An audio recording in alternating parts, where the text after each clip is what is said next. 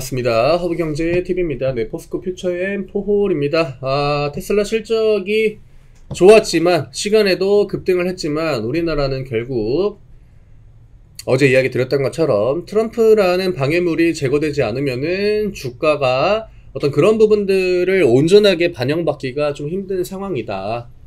시장도 굉장히 안 좋았고요. 미장이 많이 밀린 것도 영향이 있었겠지만 오늘 호실적을 발표한 SK하이닉스나 테슬라의 어떤 그런 부분들이 우리나라 시장에는 거의 반영이 되지 않았다라고 봐야 될 것 같아요. 삼전이 4% 가까이 밀렸기 때문에 시장의 하방 압력은 강할 수밖에 없었고, 반도체 종목들도 일부 종목들 제외하면 대부분 다 파란불로 마감이 되었습니다. 외국인들이 선물이랑 현물을 진짜 그냥 하루 종일 팔아댔기 때문에 지금 또 우리나라의 문제, 환율 문제 굉장히 좀 심각합니다. 환율 레벨이 굉장히 높은 수준을 계속적으로 유지를 하고 있고요. 이게 좀 해결이 잘 안 되는 것 같아요. 환율 같은 경우에는 알게 모르게 이제 그 국가 차원에서 개입을 많이 하는데 쉽게 안 내려가죠. 이게 어떤 그 이전에는 어떤 구두로 어느 정도의 발언만 좀 해줘도 환율이 그래도 올라오는 거를 좀 막고 그렇게 할 수가 있었거든요. 근데 요즘에는 확실히 대선이 끼어 있고 또 미국 시장의 국채금리가 굉장히 많이 오르다 보니까 강세를 또 보이다 보니까 우리나라의 그 환율이 메리트가 좀 상대적으로 많이 떨어질 수밖에 없고, 또 수출이 굉장히 중요한 나라인데 이런 고환율 기조는 우리나라 경제에 진짜 좀 좋지 않은 영향을 미칠 수밖에 없죠. 그래서 외국인들의 포지션이 좀 이해가 아예 안 되는 건 아닙니다. 시가를 다 띄웠습니다. 시가 다 띄웠지만 강세를 위쪽으로 만들어 가지 못했고요. 34만원 회복 못 해줬고, 퓨처엠도 24만원 시도를 하긴 했지만 종가를 끌어올리진 못했습니다. 애초에 진짜 그 프로그램 매도도 마찬가지지만 외국인들의 매도가 계속적으로 올라간 종목이 튀어나왔다? 바로 이제 매도 전환돼가지고 주가 찍어 누르고, 알게 모르게 중대형주 쪽에서는 진짜 그 외국인의 매도가 하루 종일 나오는 종목들이 굉장히 많습니다. 그래서 이차전지는 그 외에 어떤 별다른 호재 같은 것들은 딱히 없었고, 테슬라의 실적이 명확하게 반영이 되기에는 굉장히 좀 힘들었다.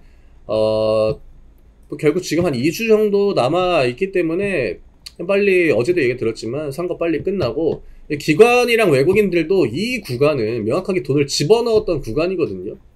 집어넣었다가 본인들이 이제 일부 매도를 해가지고 주가를 끌어내렸기 때문에 그래도 생각했던 것만큼 주가가 엄청나게 트럼프가 된다라고 해가지고 밀린다거나 그럴 확률은 좀 낮지 않을까. 왜냐?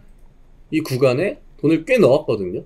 지금 이 빠지는 턴에 이때 매수했던 거를 정리를 다 하기는 힘들겠죠. 아직까지 전저점 여유가 있고요. 분명 선거날은 변동폭이 위아래로 엄청 클 거기 때문에 그 폭을 염두에 두고 최대한 좀 주가를 전저점에서 살짝이라도 띄워놓고 버티는 거, 이게 제일 중요할 것 같습니다. 그 다음에 어떤 반전을 좀 기대를 해봐야겠죠. 호재가 이런 게 나오고 저런 게 나오고 해도 이차전지한테는 지금 반영이 안 되고, 심지어 반도체도 안 좋고 바이오 쪽도 힘이 살짝 좀 빠진 그런 흐름이다 보니까 시장이 구심점도 없고 방어해주는 업종도 딱히 없고요. 그나마 하이닉스 같은 애들만 좀 근근히 버티고 있는 상황이다 보니까 이게 악재가 딱히 나오지 않아도 정말 시장이 잘 밀립니다. 요거는 대선 전까지는 아마 이 흐름이 이어질 확률이 높기 때문에 지금 우리는 대선 이후로 우리가 어떤 대응을 할지, 그리고 대선 전에 가격 라인이 어느 정도에서 형성이 되는지 그것만 좀 위주로 체크해 나가시면 될 것 같습니다. 지금 어떤 그 대응을 하기에는 불확실성이 굉장히 또 크기 때문에 예측하고 암만 트럼프가 되고 해리스가 되고 그런 거를 예측하고 하는 것보다는 그 이후에, 오늘도 똑같아요. 실적이 좋다라고 해가지고 우리나라 시장이 미장처럼 올라갑니까? 아니잖아요. 실적이 좋아도 또 호실적을 발표한 다른 기업들도 대부분 다 주가가 밀려 내려왔죠. 애초에 빠지는 턴이다 보니까 호재 나오고 주가가 반등을 하면은 외국인들은 바로 차익 실현의 기회로 삼아버립니다. 더더욱 실적에 대한 기대감이 좀 들어오기가 힘들다라고 하는 거죠. 그리고 올라가는 종목도 굉장히 제한적이고, 그래서 너무 이제 무리를 하시는 것보다는 좀 최대한 보수적으로, 내가 그냥 진짜 이미 이렇게 된 거, 그냥 트럼프 대통령이 되든 그때까지, 선거 전까지는 그래도 좀 참고 버틴다 라는 관점으로 대응하시는 게 좀 더 좋을 것 같아요. 어차피 2차전지의 업황은 저는 저점을 좀 지나고 있다라고 생각을 합니다. 아예 최근에 이제 호재가 안 나온 게 아니었거든요. 그 호재가 반영이 안 됐기 때문에 주가가 이제 못 올라가는 것 뿐이지, 최근에 뭐 LG엔서울도 마찬가지고 이런 것들 보면은 충분히 업황이 좀 저점을 찍어가고 있다라고 볼 만한 데이터들은 충분히 있습니다. 결국 문제는 트럼프다. 트럼프가 빨리 대통령이 되는 게 차라리 나을 수도 있다.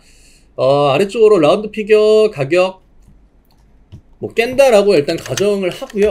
그 다음에 최대한 버텨주는 걸 기다리는 게 나을 것 같아요. 피처임은 22만원, 폴 같은 경우는 33만원이죠. 최대한 위에서 가격을 잡아줘야 됩니다. 그래야 대선날 아래쪽으로 움직임이 크지 않다거나, 만약에 이런 자리에 있다가 결국 트럼프가 됐다면 당일날은 일단 하락이 강하게 나올 거 아니에요. 그때 이런 저점 라인을 안 깨는 거, 이 정도면은 아래로 이렇게 해도 여기서 그냥 아래꼬리 달거나, 아니면은 악재 나올 거 다 나왔는데 전저점이네, 그러면 반등에 대한 그 심리가 또 들어올 수 있단 말이죠. 그런 것들을 좀 기대를 해봐야 될 것 같습니다. 일단은 가격 모니터링 위주로 좀 해 나가야 될 것 같고, 내가 어떤 뭐 비중 줄이는 거는 괜찮다라고 생각을 하지만 비중을 지금 권에서 늘려가는 거는 저는 좀 리스크가 있다라고 이야기를 드리고 싶어요. 선거날은 진짜 변동폭 심합니다. 그거는 꼭 감안을 하셔야 됩니다.